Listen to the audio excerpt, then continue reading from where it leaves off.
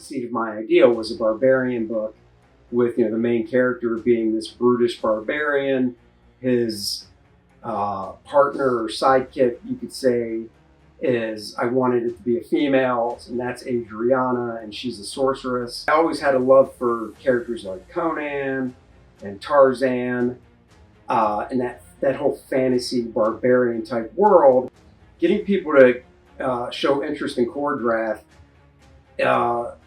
it's hard. I have a YouTube channel. I have a personal YouTube channel, and then Dennis and I have a YouTube channel that he runs called The DNA Show. And we started, doing YouTube videos. We do a weekly YouTube show where we have guests on, and we would just start talking about the new project and showing images from it. And then it was in 2022 when we did the first campaign on Indiegogo to crowdfund the book. And when you do that, you really have to get out there and promote it through your own YouTube channel. But then there's this really huge community of comic book creators that have their own YouTube channels. And we would just reach out to them. Some of them are my friends, and some we would just reach out to and ask if we could go on their channel and, basically promote the book and do like an interview and stuff. So it's really a lot of ground level, meeting people too, through going to conventions and promoting it that way. How do you market something to somebody when you're not a big corporation? You can't throw it on TV, you can't throw it on the radio. We do social media, so we do Facebook and Twitter, Instagram. I should say X now, so we changed the name.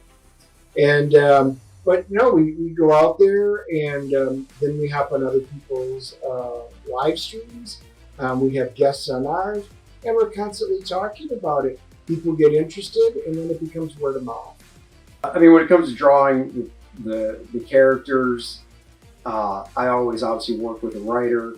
I've written a few things of my own and co-written, but the way Dennis and I work, we collaborate on the script, and he gives me basic direction. That's what most writers do, and it's up to me. I mean, that's a part of storytelling. That's what I learned when I went to art school, was how to tell a story visually on the page through individual panels, and when you put all the panels together, it creates that story.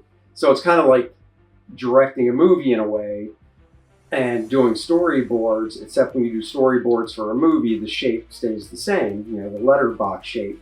Whereas in comics, we can, change the panels to any size we want. But I'm still thinking about establishing shots, long shots, medium shots, close-ups, extreme close-ups, and, and then getting into down shots, up shots, and things like that to make the images and the story as exciting as I can through this visual medium where there is no movement on the actual page. That's my job. Well, I guess number one, if you're interested in doing something with comics, hopefully you have a love of comics, you've been reading them, you understand kind of what comics are about, and then figure out what you're interested in. Go from there. If you like fantasy, or if you like science fiction, if you like true detective crime stories, whatever the case may be, then I would suggest just writing something that totally interests you, because chances are it'll be better if you have a love of it.